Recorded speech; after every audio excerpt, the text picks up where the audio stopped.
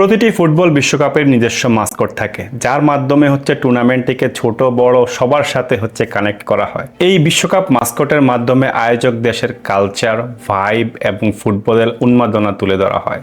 2026 বিশ্বকাপ করার চেয়ে আমাদের দরজায়, যেহেতু 2026 বিশ্বকাপ হবে তিনটি বিভিন্ন দেশে, সো এবারের বিশ্বকাপের মাস্কট হচ্ছে তিনটি: ম্যাপেল, জায়ু এবং ক্লাচ। এর মধ্যে ম্যাপেল হচ্ছে কানাডিয়ান মাস্কট, যেটা কিনা কানাডার মুস থেকে ইন্সপায়ার্ড, যেটা কিনা কুল, কাম অ্যান্ড কালেকটিভ ভাইবকে রিপ্রেজেন্ট করে। সে হচ্ছে অফিসিয়ালি আয়োজক টিমের গোলকিপার। অন্যদিকে জায়ু হচ্ছে মেক্সিকান মাস্কট, যেটা কিনা মেক্সিকান জাগুয়ার থেকে ইন্সপায়ার্ড। জাগুয়ারের যে ফিয়ারলেস ক্ষুরধারা অ্যাটিটিউড, সেটা মেক্সিকোকে রিপ্রেজেন্ট করে। জায়ু হচ্ছে আয়োজক টিমের স্ট্রাইকার। এবং লাস্টলি ক্লাচ হচ্ছে আমেরিকান মাস্কট, যেটা কিনা আমেরিকান বল্ড ইগল থেকে ইন্সপায়ার্ড।